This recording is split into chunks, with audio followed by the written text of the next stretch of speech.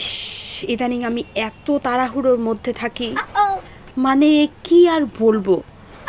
দেখলেন তো আমার অবস্থাটা, সারাদিন আমি এমন তাড়াহুড়োর মধ্যে থাকি। এই যে এত পরিপাটি লুকে আমাকে দেখছেন, বিহাইন্ড দ্য সিন কিন্তু প্রতিনিয়তই আমার সাথে এমনই হয়।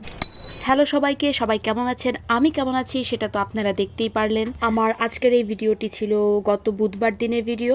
সন্ধ্যাবেলায় একটা জন্মদিনের নিমন্ত্রণ ছিল, তার জন্যই রেডি হচ্ছিলাম। আর এই যে দেখুন অবস্থা, আমি যত তাড়াহুড়ো করছি ততই মনে হয় আমার দেরি হয়ে যাচ্ছে। একে তো মনে হচ্ছে যে আমি অনেকটা লেট, আরও আমার ছোট দুইটা বাচ্চাকে রেডি করতে হবে জন্মদিনের জন্য, তার উপর আমার একটার পর একটা কর্মকাণ্ড। যত তাড়াহুড়ো করছি ততই মনে হয় আমার লেট হয়ে যাচ্ছে। ভেবেছিলাম খুব সুন্দর করে একটা আপনাদের সাথে গেট রেডি উইথ মি বানাবো, কিন্তু তার আর উপায় কোথায়। তাড়াহুড়োর মধ্যে আসলে কোনো কিছু ঠিক মতো হয়ে ওঠে না। কি একটা অবস্থা বলুন। এই ফাউন্ডেশনটা পড়ে গেলে আমার মাথায় মনে হয় আকাশ ভেঙে পড়তো। আমি খুবই লিমিটেড জিনিস ব্যবহার করি মেকআপ করার সময়, যতটুকু না হলে না হয় ব্যাস ততটুকুই। আর ওই যে দেখুন পিছনে ব্যাকগ্রাউন্ডে শান্তিমতো একটু ভিডিও বানানোরও কোনো উপায় নেই। আর এই যে দেখুন অবস্থা, আমি ফেস পাউডারটা খোলার সাথে সাথেই কতটা ফেস পাউডারও পড়ে গেল।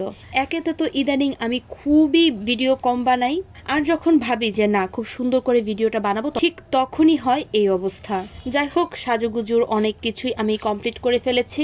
আর এই হলো আরেকটা প্যারা, আইলাইনার দেওয়া। আইলাইনার দিতে গিয়ে যদি উল্টাপাল্টা নাই হয় তাহলে আবার কিসের আইলাইনার দিলাম। তাই পরিপাটি করে সুন্দর করে আমি অফ ক্যামেরাতে আইলাইনারটা দিয়ে দিয়েছি। রিসেন্টলি আমার লিপ লাইনারের মধ্যে বিউটি গ্লেজের এই লিপ লাইনারটা অনেক পছন্দ। এত স্মুথ লিপ লাইনারটা, মানে লিপে ব্যবহার করতে খুবই কমফোর্ট ফিল হয়। আর সেই সাথে সুইস বিউটির এই লিপস্টিকটা, ব্রাউন কালার লিপস্টিক, ইদানিং আমার ভীষণ পছন্দ, যে কোনো ড্রেসের সাথে মানিয়ে যায়। এই তো আমি মোটামুটি প্রায় রেডি হয়ে গিয়েছি। আর কানে পরার জন্য ছোট এক জোড়া কানের বের করে নিয়েছিলাম।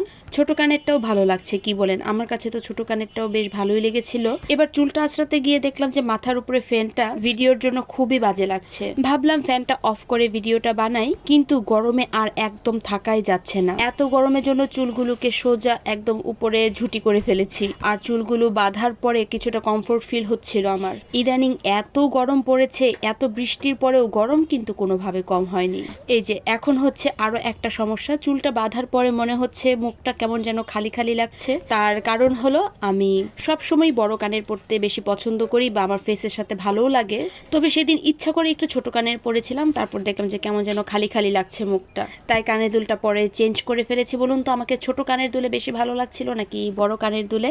এই তো আমি কিন্তু আমার কানের দুলটা চেঞ্জ করে ফেলেছি, একটু বড় কানেরটা পরেছি। দেখতে কেমন লাগছে বড় কানের দুলে সেটাও আমাকে অবশ্যই কমেন্ট বক্সে জানাবেন। আচ্ছা, এতক্ষণ পর্যন্ত আমি অনেক বকবক করেছি, এবার আমাকে বলুন তো আমার ভিডিওটা কারা কোন জায়গা থেকে দেখেছেন, স্পেশালি ময়মনসিংহ থেকে কারা দেখেছেন অবশ্যই আমাকে কমেন্ট বক্সে জানাবেন। আপনাদেরও কি কোথাও ঘুরতে যাওয়ার সময় এমন প্যারাতে পড়তে হয়? আমার মনে হয় সবারই তাড়াহুড়ো করতে গেলে, মানে বেশি তাড়াহুড়ো করতে গেলেই মনে হয় এরকমটা হয়। যাই হোক, অতঃপর আমি সুন্দর করে সাজুগুজু করে একটু রেডি হয়ে গিয়েছি, আর ছোট দুইটা বাচ্চাকেও রেডি করে ফেলেছি। এবার চলে যাব জন্মদিনের নিমন্ত্রণে। সো আজকের ভিডিওটা আমার এই পর্যন্তই। দেখা হবে আপনাদের সাথে আমার পরবর্তী একটা ভিডিওতে। So tata.